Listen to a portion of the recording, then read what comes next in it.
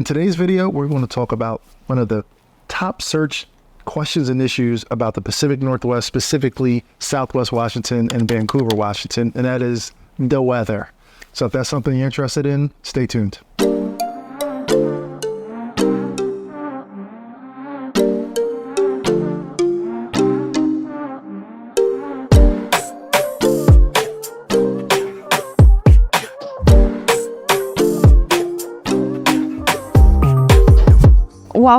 Welcome back to Living in the Pacific Northwest with Hal Byrd. I'm Hal Byrd, and I'm joined by my lovely partner in crime, JB. Very popular on the channel. I can see why. And we're going to talk about the weather today. We created this channel for people who are like us, who are relocating, who want good information that isn't easily Googleable or goes beyond the Google results. So today, what we're talking about, like you could easily Google, what's the weather like in Vancouver, Washington? Weather month by month, 10-day forecast. If you're like my mom, she likes to put different locations on her weather app. I do that. So she's always telling me, look, you're warmer than us today, or you're colder than us, or whatever. What, do you have any other cities on your little No, weather map? I don't. Really? I don't. And just set it to current location. Can I tell you a couple of mine? Yeah. So Vancouver, Washington. Long Beach, Washington. Which is where we are now. Lake Tahoe. Okay. Philadelphia. Do you have Atlanta in there? No. I know it's going to be hot and humid. But yeah, the weather. So it was one of our big, questions because again, we all have these stereotypes about weather in the Pacific Northwest, right? And I'm really excited about this video because even though it's Googleable, it's kind of come from two different perspectives as someone who grew up in a really warm climate and someone who grew up in a really cold climate. So I grew up with 4 seasons, but yes, it did get quite cold. Colder than it gets in Vancouver. Absolutely. Well, we'll get into that. We'll get into And for those of you who don't know me, I am a realtor and certified relocation specialist. I help people relocate to Southwest Washington and the Portland metro area. Just as you guys could probably tell from our background, we are in beautiful, amazing Long Beach, Washington on the Long Beach Peninsula. So we're on the west coast. You're looking at the Pacific Ocean behind us. And being on the beach, on the coast, there's a lot of things going on. So you may hear some background noises. You may see some background sights and sounds. But we wanted to shoot this video because we were kind of inspired by the amazing weather today. It is right around noontime. This is beginning of August 4th. And it is 72 degrees. High of 72 degrees. So for some people like me who don't like hot weather, this area, as among a lot of others in the Northwest, would appeal to you because here it pretty much never gets above 70, low 70s. So we liken kind of our perfect weather barometer as like San Diego, California. Yeah. So but we don't want to live in California. Don't want to live in California or San Diego. Shout out to all of you guys who do. If you had to move back to California, what city would you live in? Would it be San Diego? Lake Tahoe. Yeah.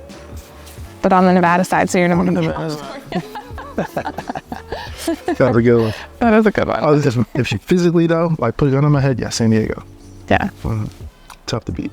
So let's jump in. We're going to talk about summer because that's the season we're in right now. So I just wanted to break one of the most the biggest misconceptions, and it was one we had. So again, when you think of the Northwest, which I say often is like it's this kind of final frontier, a lot of probably the least known and understood areas of the country, possibly.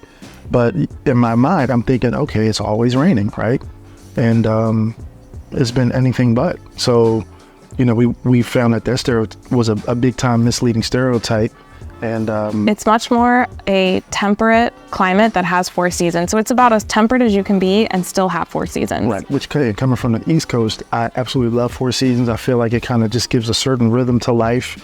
I never understood it because both my parents are East Coasters and I grew up in Southern California.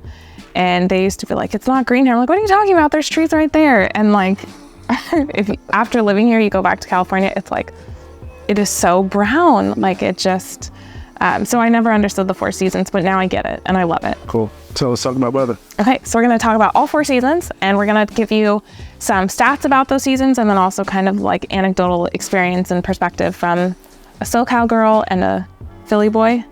Sure. So let's start with summer. We are in summer. Yep. So in the Vancouver, Southwest Washington area, so we're considering summer, June to August. June, the highs are in the mid 70s, lows are in the mid 50s. And then July and August have an average high of 82 and the average low are in the high 50s, like 59. In the summer. Yeah, and I feel like that's pretty accurate because Yes. it is cool at night. Yeah, it gets cool at night. And it's funny, one of the things I look at is the spread. So like the high of the day and the low of the day, typically I find it's about 30 degrees or thereabouts. That does actually match what I have right here. Yep. So in our little over 5 years living here, however, there have been a couple summers where the temperatures went way off the charts, like 2 years record ago? breaking. So two summers ago, At the end of June. in the Vancouver and Washington, Portland, Oregon area, temperatures actually went into the high 100 teens, as in 115, 116 degrees. Record-breaking temperatures for Portland. Right. But also the fact that we can remember how many years ago it was and the time of year just shows how uncommon that is. Right. Well, because I mean, in this area, to give you guys a better example, there's a lot of properties that don't have central air conditioning because you just historically don't need it. Now, again, kind of everything's up in the air from a climate standpoint, but when it gets that high, 100 degrees, let alone 110 or 115, it was odd. Yeah. Like I mean, scary. we've always had AC living in the Northwest. But just driving down the highway and seeing evergreen trees starting to kind of get brown tips and stuff for those couple days, it was like, man, where do you go from here? And I think that that's a good point to bring up AC because I actually had some clients from New Orleans call me and they're getting ready to possibly sell their home. And when I sold them that home, they told me, we cannot live without AC. We cannot live without ceiling fans. There weren't ceiling fans in the house they bought, but they installed them. Okay. But they were like, that's a non-negotiable. We have to have AC. Just coming from New Orleans, like, we can't live without it. And so when we were getting ready, I was talking to them about listing the house and they're like, we're so glad that we that we have AC. Like it was super useful over these years that we've lived here. So yeah, I think AC is a good point. Could you live without it? Yes, but every year it seems like it's becoming less and less comfortable. Like when we moved here 5 years ago, we barely turned the AC on. Right. And now we run it, I would say, a lot more consistently. Because it's consistently over 80 degrees, like into the mid 80s. So, I mean, there's no way you could comfortably be in a house and generate enough cool air with all the ceiling and floor fans in the world. So, yeah, I mean, I think it's just becoming a new reality. What else can we say about summer? It doesn't really rain, because that's another thing. No, so like I said, going back to anecdotally, just in our experience, and I think you mentioned this on some of the other videos that you definitely should link, right here. I don't know what you're about to do. Where you talk about kind of life in Washington as a Californian. Yeah. One of your best videos, I think. Yeah. But you talk about basically how I used to play this little game in our household of, at the time we had a topless Jeep, a Jeep Wrangler, actually they're all topless. But I used to see how long I could go once I take the freedom panels off typically in June, and how many months I could go without putting them back on. The longest we went was from June to October. I actually made it into November one year. Really? Yeah, I think in 2019 maybe. So, but to your point, it doesn't rain. So it seems like almost like there's a faucet somebody hits right around June, and from June till like September, October for the most part, if it rains, it's an oddity. It's a rare occurrence. Typically, your days are like this. So you have beautiful blue skies. Again, temperatures you already talked about. And going back to San Diego, because we mentioned it earlier, the best comparison I can make is that it feels like San Diego weather, which is like you can't do much better than San Diego. So the humidity's pretty low here, and then the summers they're amazing. On top of the fact that the days are so long, it's like We don't get that in San Diego. The long days where it's like 9:30 and the sun's like just setting, it's dusk. Right. That's super cool. So let's talk. Are we going to go start in summer and kind of go around, work our way around the year? So let's. Hello, fall. My favorite season. Hello, autumn. So this is going to be September, October, November. And this is the sharpest change in temperature because it goes from being in the mid 70s for the high in September down to the high in November is in the mid 50s. So you go from being like 76 down to like the mid 50s, and then lows in September are in the 50s. And then by November, you're down into the like high 30s to 37, 38. So it's the biggest change to me in terms of temperature. I agree. Because even like and I guess we'll talk about spring to summer, it's very gradual. Right. About ramping up from spring cool weather to summer warm weather. So you're right. Yeah. And then I would say that September can still be warm. Like last year, it was 80 degrees in the middle of October. So, I mean, that there's just more like weather anomalies throughout the country. But I would say a nice fall, like the majority of the falls that we've had here, where it starts getting cold at the end of September and it's like gradually colder and colder. Halloween is cold, so usually. That's all relative. So again, you're hearing from someone who grew up in Southern California. So it's, to me, it's a nice break from, high 70, 80 degree weather. Someone who doesn't like hot weather, it's like... True, you and me. You. That's true. It's like for you, it's like the start of your favorite weather. Right. So you're like the colder it is and the sooner it is cold, the better. And this brings me to a good ask for you guys right now. If you're watching this video, in the comments, put your favorite time of the year, your favorite season. For me, we're like just warm enough, just cool enough where I can be comfortable with this shirt on. Any cooler, the shirt comes off from down the short sleeves. But Even any hotter. Any warmer, yeah. And I mean, I'm wearing like a very light, like beachy sweater today, and I'm wearing shorts. So. Right. But I was going to say, yes, I don't do great with warm weather. I'm much more comfortable. I'd rather take layers off or put layers on than have to keep taking them off. Yeah. So I loved until the birthday suit's on. But yeah, I love the fall because it's like, everybody knows you can break out that hoodie, that denim jacket that's been, hiding in the closet. I mean, it's just a great time of year. So to kind of contrast summer and fall, in summer, one of the things you talk about that, like when we're meeting with people in person, that I don't know if we've really covered that much on the channel, is like how active the summer is, how many events and activities you can be doing. Actually, we're doing Bridge Pedal next week, by the way. I think that it starts to get into that cozy season where you're more nesting. Like there's still things to do. You can still go hiking. There's still events happening, but it's not as bright out as late. So it's like you start to see, and being this far north, you can actually see like day to day, you can feel the change.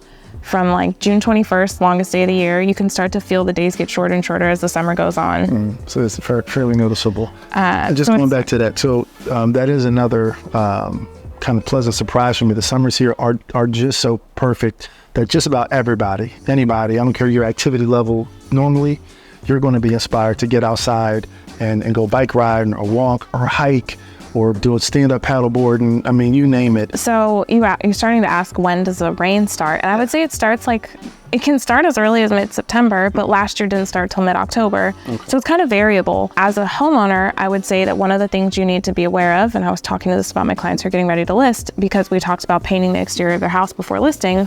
We're like, we need to do that now, because if you list this month, great, then it's painted. But if we list in November, we're not going to be able to paint the house. No. So again, during this window, a lot of exterior stuff is the perfect time because you can count on no rain, dry, and so it's a perfect time to do all the maintenance stuff to carry you back around and kind of really protect your home. Yep.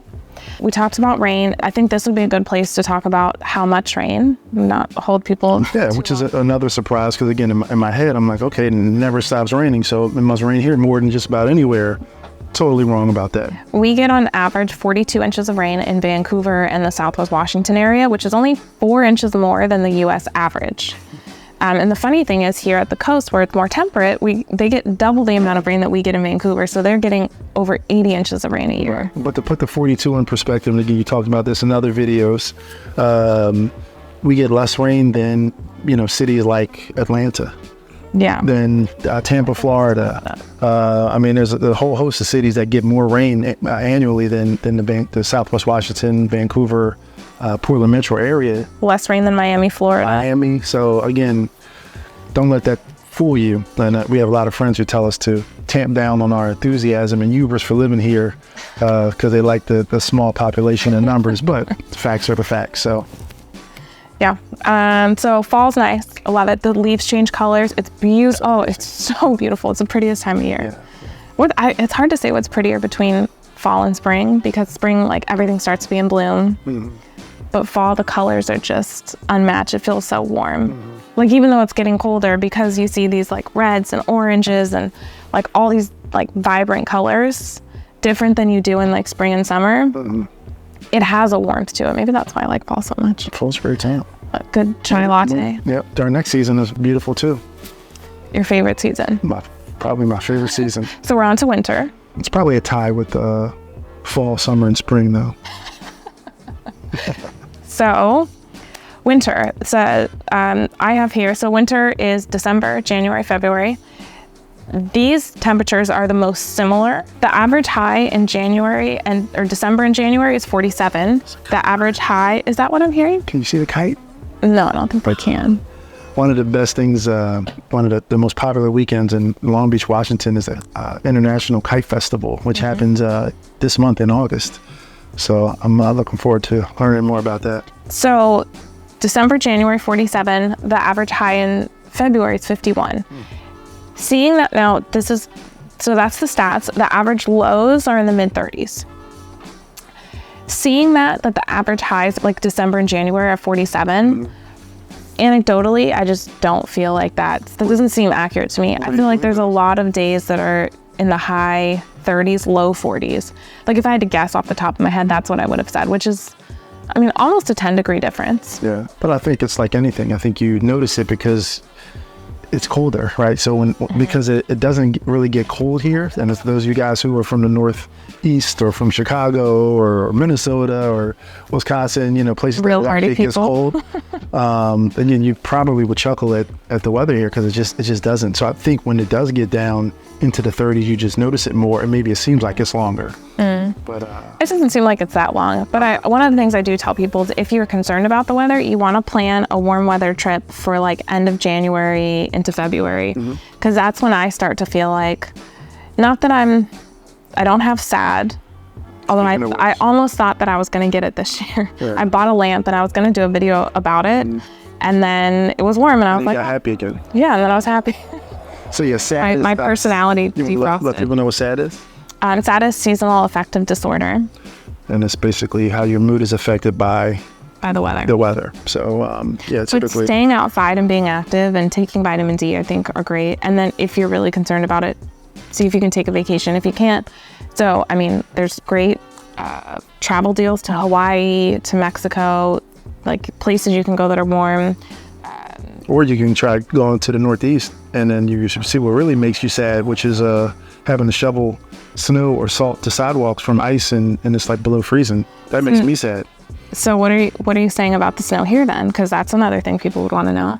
That is very little in the greater Vancouver, Portland area. Typically, we go look for snow. So some of our other videos, you'll see us traveling to Leavenworth, Washington, or Mount Hood in Oregon and Government Camp, because we happen to really, really like the snow. But typically in everyday life in Vancouver, and even going up to Washougal and stuff, you don't get a whole lot of snow every year. What is the annual statistics? Fun fact, in Mount Hood, Oregon, where we did a video about Timberline Lodge, they get an annual snowfall of over 600 inches a year.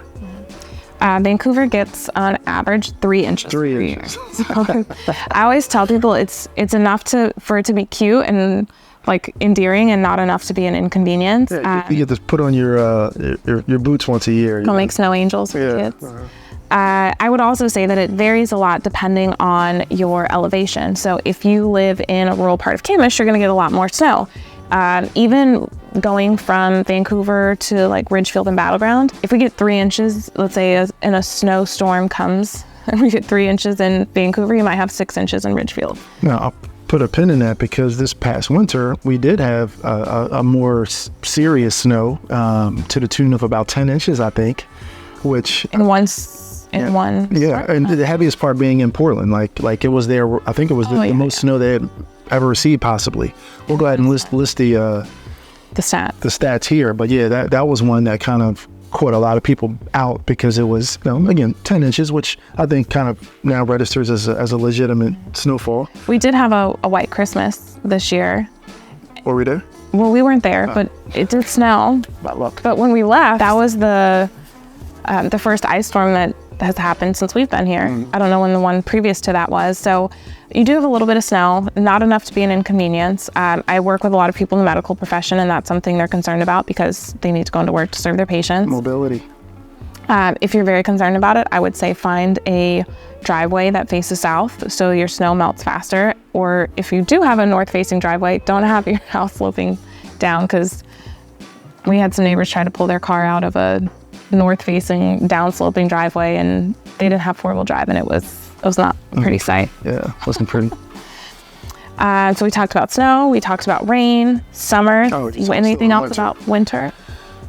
No, I think for me, you talked a little bit about it, like fall going into winter is a great time to kind of almost like not go into hibernation, but the summers are just so action-packed and filled with opportunities to be active that for me anyway, it's almost like the winters is a great time to just chill, reflect, Or like winter sports, go snowboarding. Oh, of course, yeah. I don't know, there's different things to do. It's just, they're different.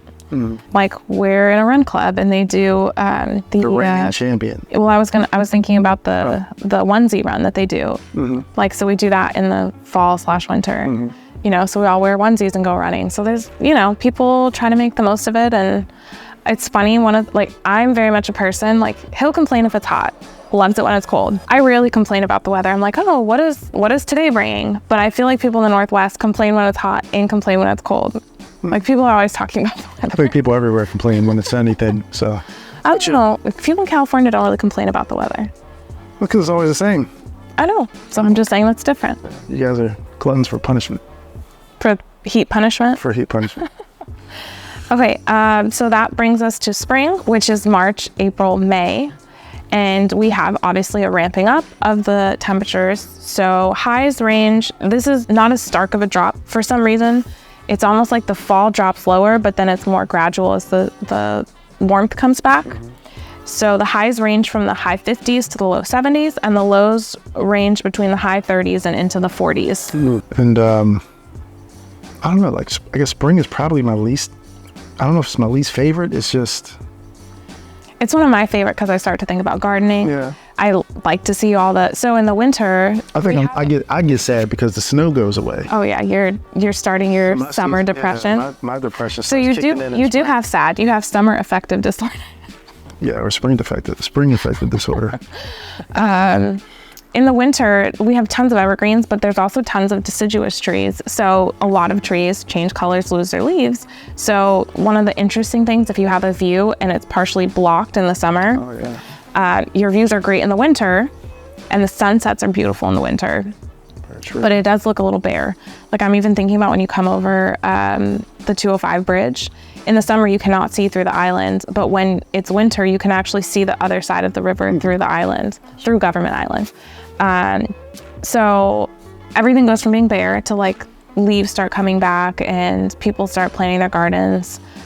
That's my favorite part about spring, I think. Yeah. And I feel like my personality is defrosting and I'm like, oh, I feel like myself again. Maybe I do have SAD and I just don't know it. Or have a very light version of it. I don't know. I haven't tried the going on vacation in the winter thing. We did visit my family in Southern California one February, but it wasn't that warm there. So it didn't feel like, oh, I'm like laying back on vacation and sun tanning. It was still cool. It was warmer than it was here, but it still wasn't warm. Right. I wish I had more to add to springs. Just, I don't know, the springs are nice, but they're fairly unremarkable compared to the amazing summers, the picturesque falls, I have a question for you about spring. Winters. Do you think it rains more in spring or in winter? Both. So yeah, it does rain here.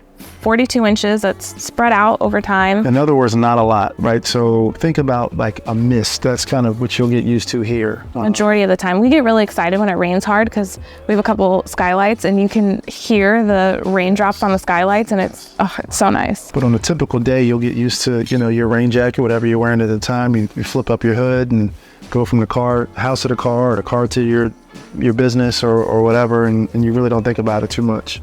Yeah, so even though we don't get tons of inches of rain, it's just spread out more over time. We have about 166 days of sunshine, I think. We'll put it on the screen here.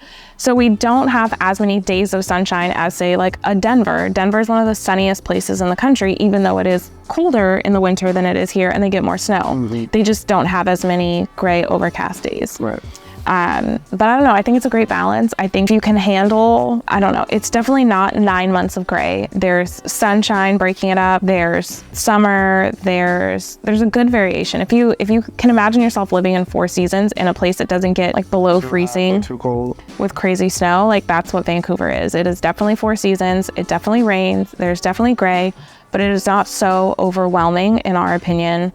And this is coming from someone who grew up in Southern California, super sunny, super hot. For me, I probably think I'm crazy, but I wish it rained more. I wish it snowed a lot more, but it just doesn't. It's just very kind of even keeled for the most part. Like you said, for a place that still offers you 4 seasons and some green, right? Because one of the reasons we came here is because I was tired of looking at everything being brown and dusty. You didn't like the desert? I didn't like the desert. They can keep the tumbleweeds and the rattlesnakes. No lie. Seriously. So hope you guys enjoyed this video. Again, just another aspect of living in the Pacific Northwest. Again, drop in the comments your favorite season, maybe some stories, anecdotes that you have if you've traveled here or lived here or spent any time here. Yeah. And if you are looking to buy, sell, or invest in the Pacific Northwest, make sure to shoot me a text. My Zoom link is in the description along with all my contact information. I'd be happy to help you if you're considering a move, either to or within the Portland Metro and Southwest Washington areas. And we'll catch you guys next time. Ciao. Ciao.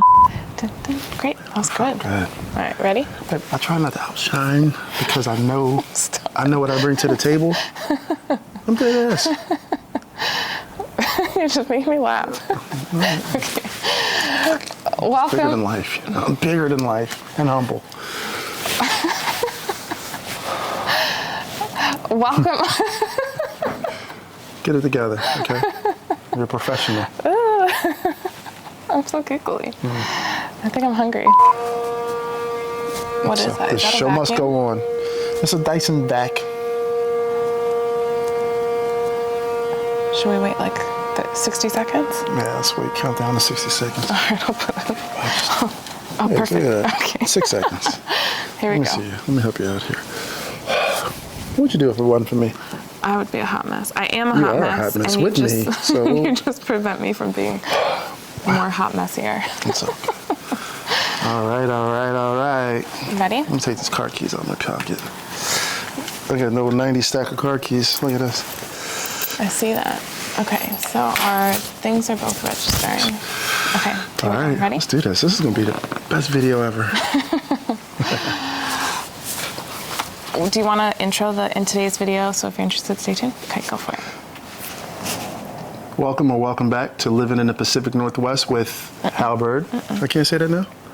No, that's what goes after the intro. So you just cold opening like you like. Cold opening. Slate